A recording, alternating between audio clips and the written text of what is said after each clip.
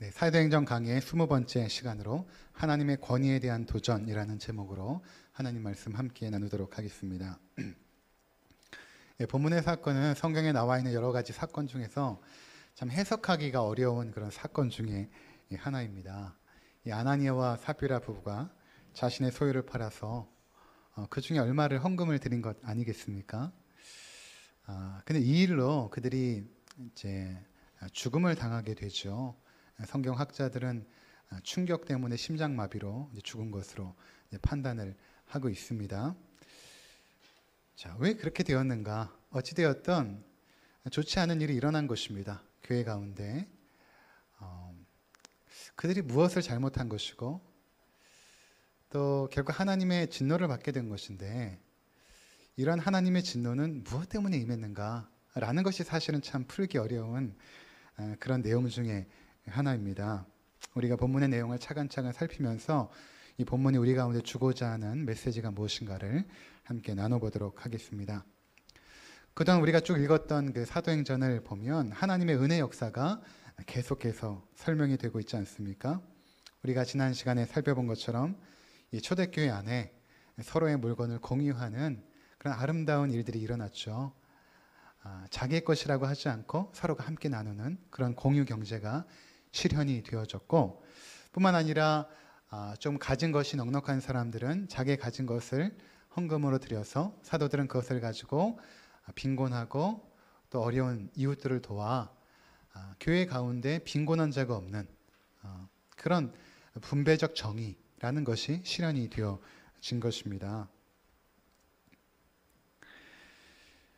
자, 성도들 가운데 집이 여러 채 있는 사람들은 그 집을 몇 채 정리하였고, 그렇죠? 땅이 또 넓게 있는 사람들은 그 가운데 땅을 또 팔아가지고 성도들의 필요를 채우는 이 아름다운 모습들, 이런 모습을 통하여 성경은 기록하기를 온 백성에게 칭송을 받았다. 그러니까 믿지 않은 많은 사람들이 교회를 바라보면서 굉장히 칭찬을 했다라는 것입니다. 참 감동스럽다. 어떻게 저러한 나눔을 실천할 수 있을까? 사도행전 2장 47절에 보면, 그래서 주께서 구원받는 사람을 날마다 더하게 하셨다. 온 백성에게 칭송을 받으니 주께서 구원받는 사람을 날마다 더하게 하시니라. 이러한 일들이 초대교회 가운데 일어났던 것입니다. 이러한 아름다운 모습과 대조적으로 오늘의 사건이 이제 일어난 것입니다. 한편에서는 하나님의 은혜로 말미암아 성도들이 나누고 또 함께 사랑을 베푸는 그런 모습이 있었다면, 또 한편에서는 이런 안타까운 일들이 일어났다라는 것을 우리 가운데 보여주고 있는 것입니다. 시간을 돌이켜서 당시 예루살렘 교회를 머릿속에 그려보면 좋을 것 같습니다. 예수님께서 죽으시고 나서 40일 동안 하나님 나라 일을 가르치시고 승천하시지 않습니까? 그리고 사도들과 제자들은 오순절에 다락방에 모여서 함께 교제하고 예배하고 또 기도에 힘썼던 것입니다. 그럴 때에 그 성령께서 임재하시죠. 임재하시자 그 자리에 모여 있었던 이 120명의 성도들이 방언을 하기 시작했습니다. 이 방언은 실제로 알아들을 수 있는 외국어를 말했다라는 것입니다. 예로 이런 것입니다. 갑자기 영어를 배우지 않는 사람이 영어를 하고, 중국말을 배우지 않는 사람이 중국말을 하고, 스페인어를 배우지 않는 사람이 스페인어를 하게 된 것입니다. 성령의 능력으로 말미암아. 그래서 그들이 흩어져서 예루살렘 곳곳에, 그 당시 오순절 명절이었기 때문에 오순절은 맥추절 또는 칠칠절 이렇게 불렀거든요. 그러니까 맥추절이라는 것이 이제 교회 력으로 하면 다음 주가 맥주 감사절인데 우리는 이제 지키지 않습니다. 이 맥추절이라는 것은 이제 보리를 심어가지고 처음으로 추수하는 날을 기념하는 그런 날이거든요. 그래서 그 기념의 날 많은 사람들이 예루살렘 성전에 모여서 예배하고 또 경배도 드리고 또 하나님 말씀을 함께 나누고 하는 일들이 있었습니다. 수많은 사람들이 예루살렘 성에 모였을 때에 이 각기 다른 언어를 습득한 그들이, 하나님의 은혜로 하게 된 그들이 곳곳에 흩어져서 하나님의 큰일, 즉 복음을 증거하게 되었고, 수많은 사람들이 복음을 듣고 회심하는 역사가 일어나기 시작합니다. 근데 그렇게 놀라는 일들 가운데 베드로가 여러분 지금 일어난 이 일이 어떻게 된 것인지 제가 말씀을 드리겠습니다 라고 하면서 구약의 성경 내용을 쭉 풀고, 그리고 지금 이 사건은 성령께서 오신 것이고 이미 요엘 선지자가 예언한 것처럼 성령께서 오신 역사입니다. 그리고 이 성령의 역사, 이 일이 일어난 것은 여러분들이 십자가에 못 박은 그 예수가 부활하여서 성령을 보내주셨고, 그 부활하신 예수님의 능력과 권세 가운데 이러한 모든 일들은 주관되어졌고 일어난 일입니다 라고 선포하게 된 것입니다. 여러분들이 회개해야 됩니다. 그 예수님을 우리의 구원자로 믿어야 됩니다 라는 선포를 했던 것입니다. 그 예루살렘에서 일어난 이 놀라운 이 복음 증거의 역사 때문에 하루에 3,000명이 회심하는 일들이 일어납니다. 그러니까 여러분 상상해 보십시오. 예루살렘 곳곳마다 물이 있는 곳이라면 성도들이, 제자들이 세례를 주었던 것입니다. 그들이 줄을 서서 기다리며 단체로 세례를 받기도 하고 또 개별적으로 세례를 받기도 하고 3,000명이 회개하여 세례를 받는 역사가 일어난 것입니다.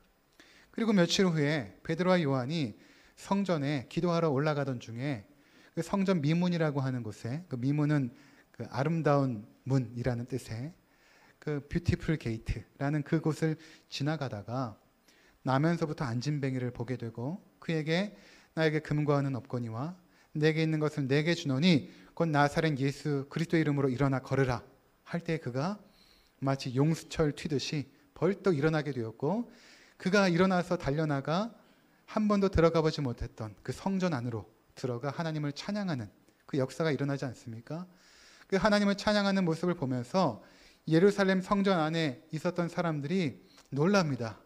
저 사람이 나면서부터 안진뱅인데 도대체 어떻게 된 일인가? 라고 할 때 그가 베드로와 요한을 붙잡게 되었고, 이 사람 때문에 내가 낫게 되었습니다. 그때 성전 안에 있었던 사람들이 이 베드로와 요한을 솔로몬 행각이라는 곳으로 데려가 가서 우리 가운데 어떤 일이 있었는지 도대체 이야기해달라 라고 했을 때 베드로가 또다시 설교하지 않습니까? 그 솔로몬의 행각에서 이루어진 그 설교도 너희가 십자가에 못 박은 그 예수가 부활하였고 지금 이러한 놀라운 일들을 우리 가운데 허락해 주었다. 너희가 그를 믿지 않으면 결코 구원에 이를 수 없다 라는 메시지를 전하게 됩니다. 그 메시지로 말미암아 5,000명의 성도가 늘어나게 되죠. 어떤 학자들은 그날 5,000명이 믿었다고 하기도 하고, 또 어떤 학자는 그때 설교하는 것으로 5,000명까지 예루살렘 성도가 늘어났다 이렇게 말합니다. 아마 두 번째 학자의 이야기가 더 타당하지 않은가 생각이 되어집니다. 이미 3,000명의 성도가 있었고 그때 5,000명까지 늘어난 것이죠. 근데 남자만 5,000명이니까 여성들과 아이까지 하면 뭐 2만 명이 넘는 성도들이 불과 며칠 사이에 놀라운 교회의 부흥이 일어난 것입니다. 이 분위기 속에서 성도들이 함께 모이게 되었고, 성경이 기록하기를 날마다 교회에 모이고 성전에 모이고 또 집에서 떡을 떼었다. 집에서도 모이면서 찬양하고 경배하고 또 교제하고 성찬을 행하고 또 그러면서 헌금을 드려서 가난한 사람들을 돕고 하는 이런 아름다운 공동체 모임이 굉장히 역동적으로 활성화가 되고 있는 그때였습니다. 그때 성경이 기록하기를 한 사람의 아주 인상 깊은 헌신을 소개하고 있는데 그가 다름 아닌 이 바나바라는 사람입니다. 4장 36절과 37절에 보면 이렇게 그를 소개하고 있습니다. 사도행전 4장 36절과 37절 우리 함께 읽도록 하겠습니다. 구보로에서 난 레위족 사람이 있으니 이름은 요셉이라 사도들이 일컬어 바나바라 번역하면 위로의 아들이라 하니 그가 밭이 있음에 밭을 그 값을 가지고 사도들의 발 앞에 두니라. 아멘. 구브로라는 곳은 이 키프로스라는 그 지중해 한 섬을 말합니다. 그러니까 이 바나바라는 사람은 예루살렘 사람이 아닌 것입니다. 이 팔레스타인 지역에서 난 사람이 아니라 이 키프로스, 구브로라는 이 섬에서 태어난 사람인데 아마 그곳에 굉장히 넓은 땅을 소유하고 있었던 것 같아요. 그래서 그 땅을 팔아가지고 그 돈을 가지고 사도들에게 와서 그것을 헌금으로 드린 것입니다. 아마 꽤 큰 액수였기 때문에 성경이 그의 헌신을 이렇게 기록한 것입니다. 원래 이름이 바나바가 요셉이거든요. 근데 바나바로 잘 알려져 있죠. 사도들이 그에게 별명으로 준 것입니다. 위로의 아들이라. 또 권위의 아들이다. 이런 의미가 있습니다. 그러니까 바나바는 이 뒤에 이제 나오게 되겠지만 이 사도 바울, 그리스도인을 핍박했던 이 사도 바울을 예루살렘 교회에 소개하고 이 사람이 하나님 나라를 위하여 헌신되었고 하나님께서 선택하신 사도입니다라고 소개했던 사람이 바나바거든요. 그러니까 바나바가 없었으면 바울이 없는 것이죠. 항상 사도들의 뒤에서 그들을 서포트하고 후원하고 했던 그 바나바, 그 요셉, 그의 헌신을 지금 소개하고 있는 것입니다. 자, 그런데 이런 아름다운 헌신에 이어서 바로 소개하고 있는 인물이 누구냐 하면 아나니아와 삽비라라는 것입니다. 그러니까 바나바의 헌신과 대조하여서 이 아나니아와 삽비라를 소개하고 있는 것입니다. 완전 대조되는 인물, 대조되는 헌신이었다라는 것입니다. 모든 부분에 있어서 바나바는 하나님의 은혜의 사역을 진행하지만 이들은 결국에는 하나님의 진노를 받게 되었다라는 것을 지금 말씀하고 있는 것이거든요. 이들 부부가 자신의 땅을 팔지 않습니까? 그리고 헌금을 드립니다. 근데 왜 무엇 때문에 자신의 땅을 팔았을까?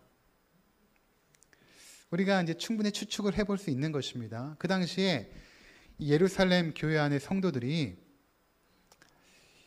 특별히 좀 넉넉한 성도들은 이 나눔을 아주 굉장히 역동적으로 실천하고 있을 때였기 때문에 바나바도 일종의 부담감을 느낀 것입니다.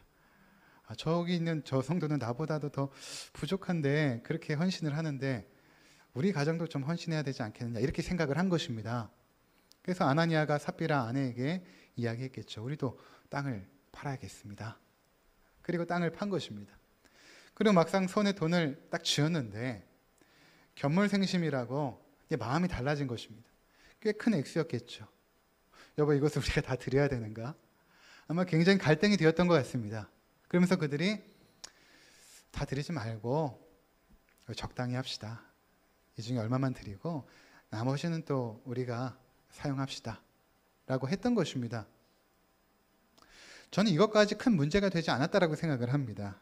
오늘 성경도 그것을 지지하고 있거든요. 이것은 문제가 되지 않은 것입니다. 왜냐하면 오늘 본문에 베드로가 그들에게 뭐라고 말하냐면 4절에 땅이 그대로 있을 때에는 내 땅이 아니며 판 후에도 내 마음대로 할 수가 없더냐. 그러니까 이 땅을 팔거나 말거나 하는 것은 너의 마음의 소원이다, 소관이다. 그리고 그것을 가지고 헌금을 하든 하지 않던도 그것은 너의 마음대로 하는 것이지 그것이 중요한 것이 아니다라는 것입니다. 그러니까 그들이 헌금을 일정 부분을 드린 것은 사실은 문제가 되는 것이 아닙니다. 성경에서는. 그런데 그들이 이제 특별히 아나니아 남편이 그 헌금을 드리려고 사도들을 찾아와서 베드로 앞에 섭니다. 그때 베드로가 그들에게 뭐라고 물어보냐면 사도행전 5장 3절과 4절입니다. 우리 함께 읽도록 하겠습니다. 사도행전 5장 3절과 4절 영상으로 좀 띄워주시면 감사하겠습니다. 네, 사도행전 5장 3절과 4절 함께 읽습니다. 베드로가 이르되 아나니아야 어찌하여 사탄이 내 마음에 가득하여 내가 성령을 속이고 땅값 얼마를 감추었느냐. 땅이 그대로 있을 때에는 내 땅이 아니며 판 후에도 내 마음대로 할 수가 없더냐. 어찌 이 일을 내 마음에 두었느냐. 사람에게 거짓말한 것이 아니요 하나님께로다. 베드로가 물어봤거든요. 이게 전부입니까? 아나니아여 이게 전부입니까? 이렇게 물어보니까 아나니아가 내 땅을 판 전부입니다. 이렇게 말했습니다. 그러니까 베드로가 이렇게 말합니다. 그것을 팔고 안 팔고 또는 헌금을 드리든 드리지 않든 그것이 상관이 없지만 지금 내가 내 앞에서 거짓말을 한 것은 이것은 사람에게 한 거짓말이 아니라 하나님에게 한 거짓말이다. 하나님을 속인 죄다. 이렇게 말합니다. 그러자 그가 충격을 받고 결국에는 죽게 되죠.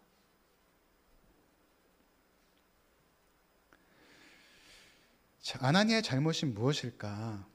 결국에는 보면 거짓말이었다라는 것입니다. 거짓말. 그것이 사도 베드로에게 한 거짓말이지만 결과적으로는 하나님께 한 거짓말이라는 것입니다.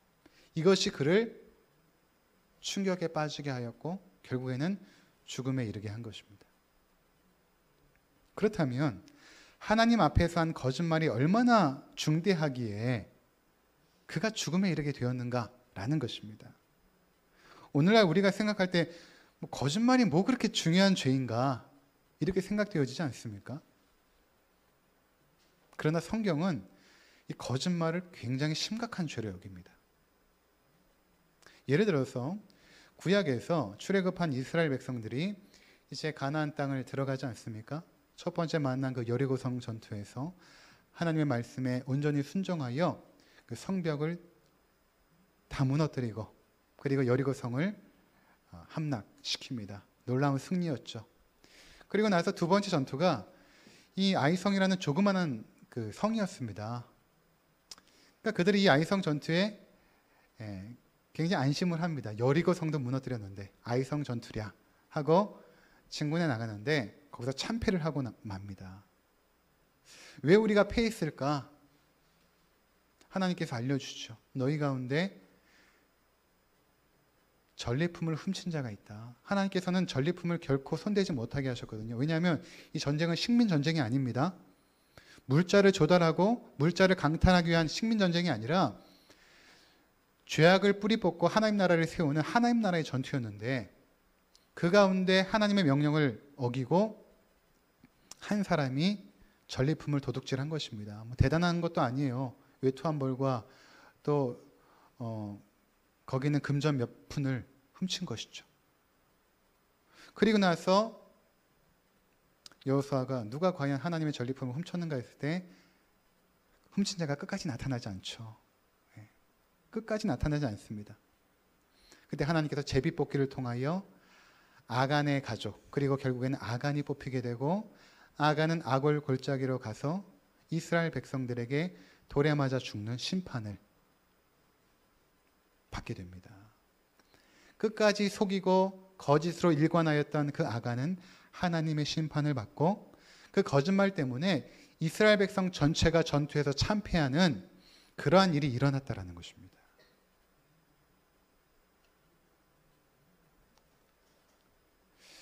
전리품을 훔치는 것에 하나님께서 왜 이렇게 예민하실까? 그것은 하나님의 나라는 거짓을 용납하지 않는다라는 것을 보여주는 것입니다. 요한계시록에도 하나님의 심판의 대상으로 거짓말하는 자가 언급이 됩니다. 요한계시록 21장 8절을 우리 함께 보도록 하겠습니다. 요한계시록 21장 8절 우리 함께 읽도록 하겠습니다. 그러나 두려워하는 자들과 믿지 아니하는 자들과 흉악한 자들과 살인자들과 음행하는 자들과 점술가들과 우상 숭배자들과 거짓말하는 모든 자들은 불과 유황으로 타는 못에 던져지리니 이것이 둘째 사망이라. 여러분 잘 보시면 거짓말하는 자가 우상 숭배자, 살인하는 자, 점술을 하는 자들과 함께 동일선상에 놓여져 있습니다. 우리가 생각할 때는 거짓말하는 자가 뭐가 그리 대단한 죄를 범했는가라고 할지 모르지만 하나님의 시선에는 우상 숭배하는 자, 살인자, 거짓말하는 자 동일선상에 있다는 것입니다. 뿐만 아닙니다. 요한계시록 21장 27절 함께 있습니다. 무엇이든지 속된 것이나 가증한 일 또는 거짓말하는 자는 결코 그리로 들어가지 못하되 오직 어린 양의 생명책에 기록된 자들만 들어가리라. 그렇죠. 거짓말하는 자는 결코 하나님 나라에 들어갈 수 없다. 요한계시록 22장 15절입니다. 함께 있습니다. 개들과 점술가들과 음행하는 자들과 살인자들과 우상 숭배자들과 및 거짓말을 좋아하며 지어내는 자는 다 성 밖에 있으리라. 살인자들과 우상 숭배자들과 거짓말하는 자 이렇게 말하고 있죠. 십계명에도 하나님께서는 내 이웃에 대하여 거짓 증언하지 말라 이렇게 말씀하십니다.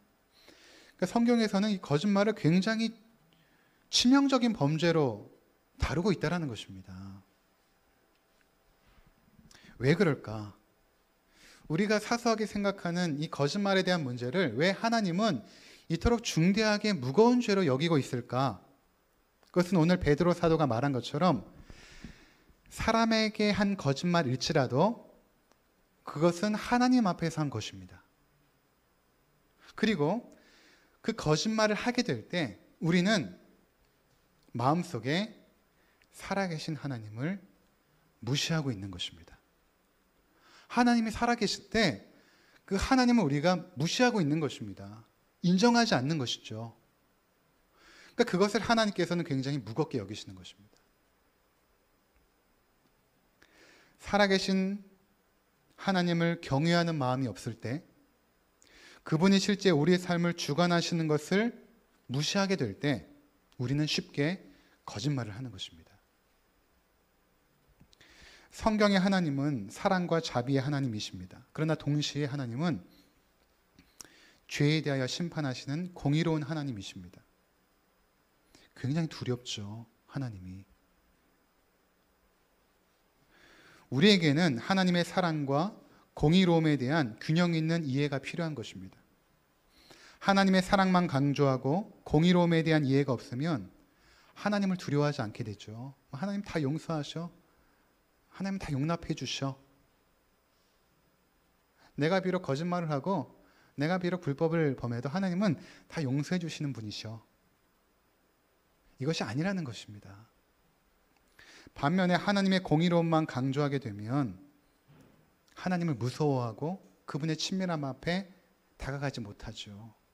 그러니까 우리에게는 하나님의 사랑과 자비에 대한 그 친밀함을 사모하는 마음도 필요하고, 또 한편에서는 하나님의 공의로운 심판을 두려워하는 마음, 이 두 가지의 균형된 인식이 필요한 것입니다.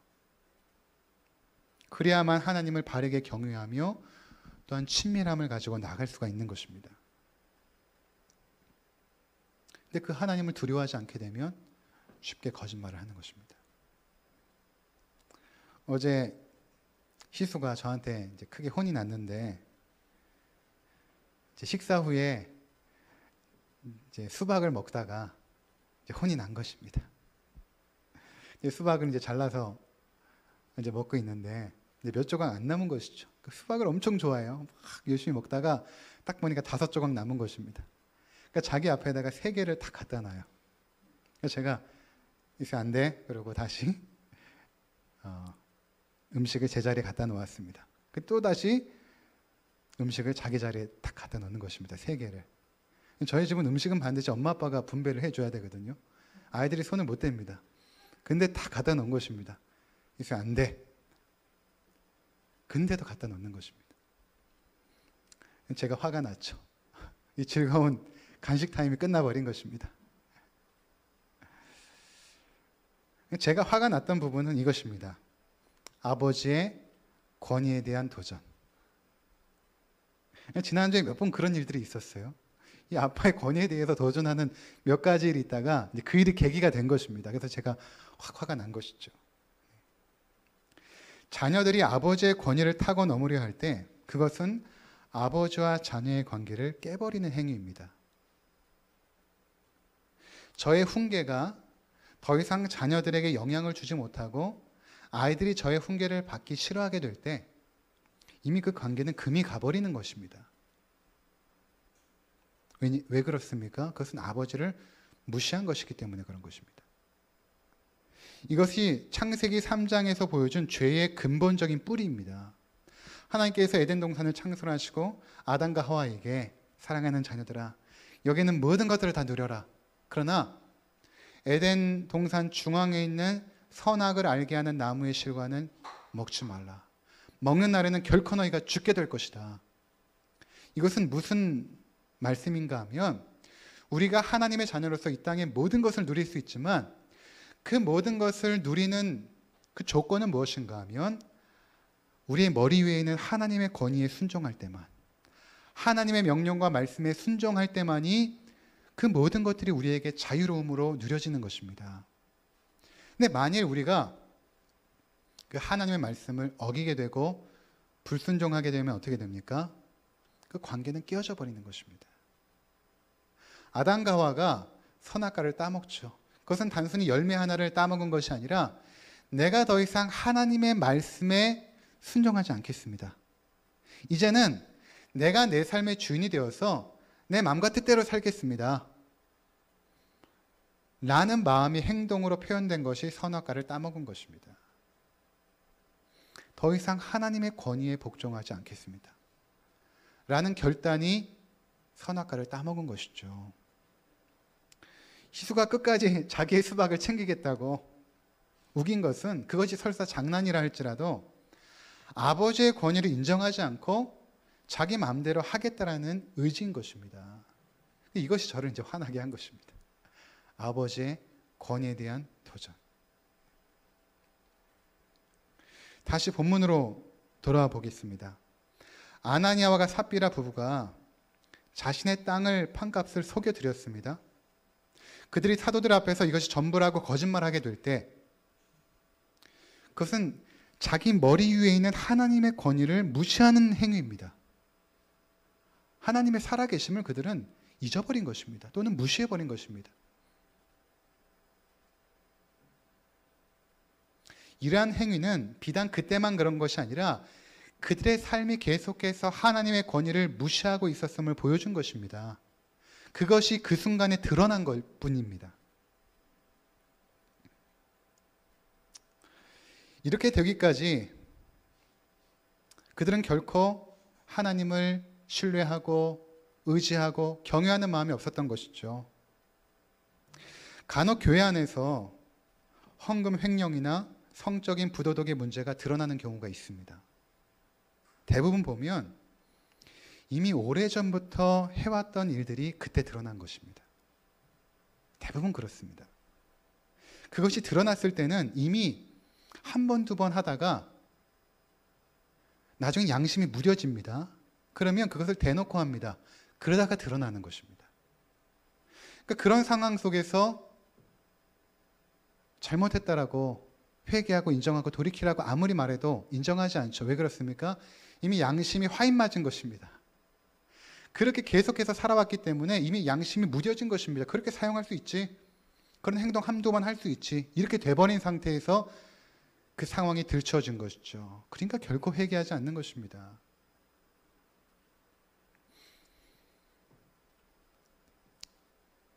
간혹 뉴스에 등장하는 유명인들의 성폭력이나 횡령 사건도 마찬가지입니다. 그 한 번으로 문제가 되지 않는 것입니다. 오래전부터 해왔던 것들이 들통이 난 것이죠. 아나니아와 삽비라 사건도 마찬가지입니다. 그들이 오래전부터 이미 하나님을 무시하는 생활을 했던 것입니다. 바나바의 헌신을 보면서 자신들도 사람들로부터 인정과 칭찬을 받기를 바랬겠죠. 그 삽시간에 2만 명이 넘는 성도들이 모여서 서로 교제하면서 여러분 바나바를 보십시오. 저 헌신을 보십시오. 참 너무 아름답지 않습니까? 라고 하면서 바나바가 예루살렘 교회에서 많은 칭찬과 인정과 또 그 이야기는 교회 담장 밖을 넘어서서 세상 사람들로부터도 많은 대접과 인정을 받았을 것입니다. 그러니 아나니아와 삽비라 부부도 우리도 바나바처럼 좀 그렇게 사람들에게 대접받고 싶었을 것입니다. 칭찬도 받고 인정도 받고 싶었을 것입니다. 그는 하나님을 두려워한 것이 아니라 하나님 앞에서 헌금을 한 것이 아니라 사람들 앞에서 한 것이고 하나님을 경외하지 않는 마음으로 헌금을 드린 것입니다. 그리고 그것을 속인 것이죠. 우리가 전부를 드린 것입니다 라고 속인 것입니다. 이것은 하나님을 속인 것이고 하나님을 무시한 행위였던 것입니다. 여러분, 하나님은 만홀히 여김을 받지 않으십니다. 근데 그들은 하나님을 만홀히 여겼던 것입니다. 하나님을 의식하고 두려워하며 경외하는 삶은 비단 교회 내에서만 필요한 삶의 모습은 아닙니다. 이것은 우리의 일상의 삶 속에서도 순종이 되어져야 되는 모습입니다. 종교개혁자들은 코람 데오라는 정신을 강조하였습니다. 코람 데오가 무엇인가 하면 데오는 하나님이고 코람은 앞에서라는 뜻인데 하나님 앞에서라는 그 마음의 자세, 그 의식, 그것을 가지고 살아야 된다라고 굉장히 강조했습니다. 우리가 어디에 있든지 간에 교회에 있든 세상에 있든 가정에 있든 어디에 있든지 간에 코람 데오, 하나님 앞에서의 그 마음과 정신으로 살아야 되는 것입니다. 내 머리 위에 하나님의 권위가 있다. 그 하나님은 지금도 살아서 불꽃 같은 눈으로 우리의 심령을 통찰하고 계신다 라는 것을 늘 의식하며 살아야 되는 것입니다. 그래서 성도들의 윤리의 수준은 항상 하나님 앞에서 부끄러움이 없는가여야 되는 것입니다. 아무리 사람들에게 인정과 칭찬을 받는다 하더라도 우리의 모든 행동의 판단의 기준은 하나님 앞에서인 것입니다. 하나님께서 이 일을 어떻게 보실까? 내가 행한 일에 대하여 하나님은 어떤 판단을 하실까? 라는 것이 기준이라는 것입니다. 저는 지나온 삶을 되돌아보면서 후회하는 일들이 많이 있습니다. 대부분 보면 사람들은 모르지만 제가 하나님 앞에 섰을 때 부끄럽다라고 인정되는 부분들입니다. 그때 내가 왜 그렇게 했을까? 하나님 앞에 섰을 때 참 부끄러울 것이다. 사람들은 모르죠. 저는 압니다. 사람들은 우리의 행동의 결과만을 보지만 하나님은 우리의 마음의 동기를 살피십니다. 사람은 성과와 결과를 보고 판단하지만 하나님은 마음의 동기와 진행 과정 그리고 결과를 종합적으로 판단합니다. 그래서 그 일의 성과와 결과가 아무리 좋더라도 그 동기가 잘못되어 있으면 하나님 앞에서 잘못한 것이고 부끄러운 것입니다. 그 과정 가운데 불법이 있었다면 그 또한 잘못된 것입니다. 교회 건축이라는 아무리 선한 목적을 가진다고 하여도 그 과정 가운데 서류가 조작되고 건물이 불법으로 증축이 되었다면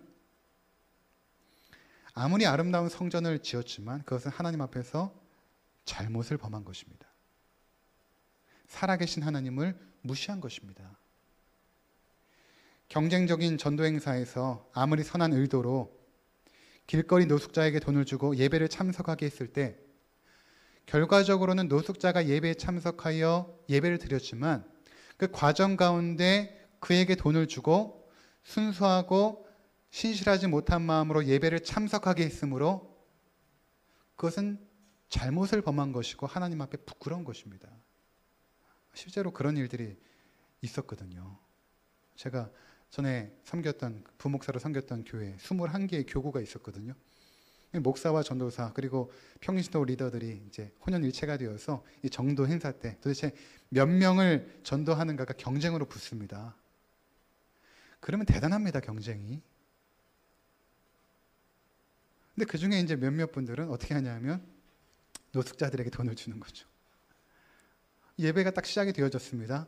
버스가 딱 쓰더니 노숙자들이 쫙 내립니다. 예배 참석하고 끝나자마자 목사님 돈 어디로 받으러 가면 돼요? 그렇게 수백 명이 참석했습니다.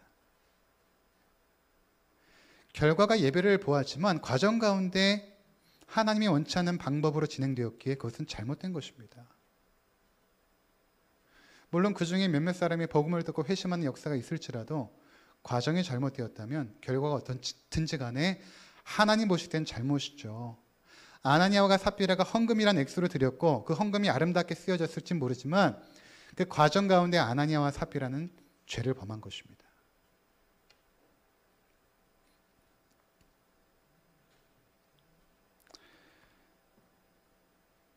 음식 장사하는 성도가 아무리 음식을 맛있게 만든다고 하여도 유통기한이 지난 재료로 그 음식을 만든다면 그것은 부끄러운 것입니다. 음식이 아무리 맛있을지라도 영업사원이 회사의 물건을 팔기 위하여 과장 광고를 하여 많은 성과를 내고 인센티브로 많은 돈을 받아 그 돈을 가지고 헌금했을지라도 그것은 하나님께서 보시기에는 잘못이고 부끄러운 일을 행한 것입니다. 헌금을 드렸을지라도 과장 광고를 통하여 얻은 수익은 잘못된 것입니다. 우리가 정말로 살아계신 하나님을 인정하고 믿는다면 우리가 하는 모든 행위의 동기와 과정과 결과가 하나님 앞에서 부끄러움이 없어야 되는 것입니다. 아나니아와 삽비라 사건은 초대교회라는 독특한 환경에서 일어난 특별한 사건입니다. 일이 오늘날 반복되지는 않습니다. 그 당시에는 성령의 역사 가운데 하나님의 살아계심이 강력하게 보여지는 때였죠. 그러면 죽은 자도 일어나고 병든 자들이 고침받고 이런 것들이 역동적으로 일어나는 시기 가운데 하나님 나라에서 거짓말하는 죄는 결코 용납되지 않음을 보여준 아주 상징적인 사건이었던 것입니다. 그러나 그때 보여준 그 하나님의 모습은 지금도 여전히 동일하게 우리 가운데 일어나고 있는 하나님의 역사인 것입니다.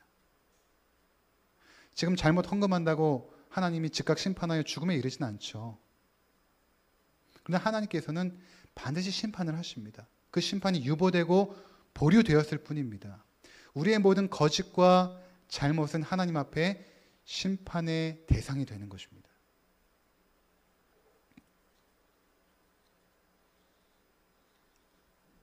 아이들이 잘못했을 때 부모가 권위를 가지고 훈계와 징계를 적절하게 내리지 않으면 아이들은 부모를 무시하게 되죠.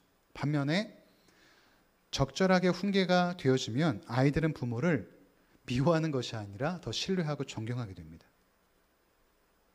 하나님을 무시하는 죄에 대하여 하나님은 반드시 심판하시고 그 심판은 공의롭게 진행이 됩니다. 이를 통해서 하나님은 자신의 권위를 나타내시고 그의 백성들로 하여금 자신이 얼마만큼 신뢰를 받고 존엄한 존재인지를 나타내십니다. 이 심판이 나타났을 때 그 결과가 무엇이었는가 하면 성경은 백성들이 하나님을 두려워하더라. 이것은 무서워하는 두려움이 아니라 하나님을 더욱더 신뢰하고 경외하게 되었다라는 의미인 것입니다.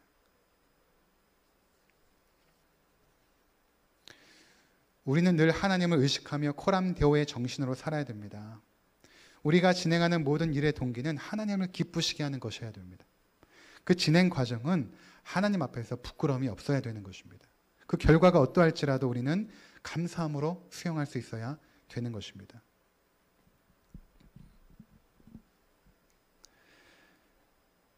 아나니아와 삽비라를 심판하셨던 하나님은 지금도 동일하게 살아계십니다. 사회 거짓과 불의에 대하여 하나님의 심판이 임하지 않는다고 심판이 없는 것이 아닙니다. 단지 유보되고 있을 뿐입니다. 하나님께서 참고 있죠. 인내하고 계십니다. 그리고 하나님께서 참는 그 임계점이 다다랐을 때 하나님은 반드시 심판하십니다. 그래서 어떤 결과가 생기냐면 그에게만 하나님의 심판은 정말로 공의롭다라는 것을 드러내십니다. 그때까지 참으십니다. 전에 그 TV 프로그램 중에 우리 아이가 달라졌어요라는 그 육아 프로그램이 있거든요. 그 문제 아이를 진단하고 그 가정을 진단하여서 부모의 그 양육 방침이라든가 그 방식들을 분석하여서 적당한 대안을 내고 또 아이를 건강한 아이로 회복시키는 그런 프로그램이었습니다. 거기에 누가 나왔냐면 굉장히 자상한 부모가 나왔어요. 너무나 자상한 부모. 엄마 아빠가 굉장히 온유하고 자상합니다. 근데 아이가 굉장히 버릇이 없어요. 엄마 아빠의 머리 꼭대기까지 올라갔습니다. 이제 물어봤습니다. 부모에게 어떤 부모가 되기 원하세요? 물어보니까 저는 늘 자식들에게 친구 같은 존재가 되고 싶습니다. 이렇게 대답을 했습니다. 친구 같은 존재가 되고 싶습니다. 프로그램을 쭉 진행하면서 부모를 관찰하고 아이를 관찰합니다. 전문가인 오은영 박사가 마지막에 부모에게 이렇게 말을 합니다. 이 아이에게는 지금 친구가 필요한 것이 아니라 권위 있는 부모가 필요합니다. 권위 있는 부모가 필요합니다. 친구처럼 받아주고 놀아주는 그런 부모가 아니라 이 아이가 잘못했을 때 훈계하고 양육하여서 바른 길로 가게 해주는 권위적인 부모가 필요합니다. 이렇게 조언을 해줬습니다. 그럼 오늘날 많은 성도들이 하나님을 그냥 자상한 위로자로 또는 힘들 때 기댈 수 있는 그런 편한 존재로 여깁니다. 우리에게 하나님이 친구로서 받아들여지는 경우가 얼마나 많이 있습니까? 그러나 우리에게 필요한 존재는 물론 그렇게 자상하고 위로자 되시는 따뜻한 하나님도 필요하지만 창조주의 권세와 능력으로 온 우주 만물을 창조하시고 다스리는 어귀하시고 존귀하신 하나님의 권세와 능력이 필요한 것입니다. 그 하나님의 능력과 권위 안에 있을 때만이 우리의 삶이 더욱더 아름답고 하나님을 신뢰하며 그 하나님을 의지할 수 있지 않겠습니까? 그런데 지금 아나니아와 삽비라는 그 하나님을, 그 권위적인 하나님을 무시한 것입니다. 하나님 우리에게 친밀한 아버지로 다가오실 때가 있지만 그분은 하늘과 땅의 모든 권세를 가지신 창조주 하나님이십니다. 그 하나님을 인식하며 살아간다면 그 하나님의 존귀하시고 어미하심 앞에 우리가 살아간다면 과연 우리가 우리의 삶의 모습을 어떻게 살아가야 될지를 이젠 여러분의 삶의 모습을 통하여 증명해 보여야 되는 것입니다. 가정에서, 직장에서, 학교에서, 교회에서 그 어미하시고 존귀하신 하나님 앞에서 내가 과연 어떻게 살아야 될까? 이 질문에 삶으로 답하시는, 삶으로 반응하시는 우리 모든 성도님들 되시기를 주의 이름으로 부탁을 드립니다. 기도하겠습니다.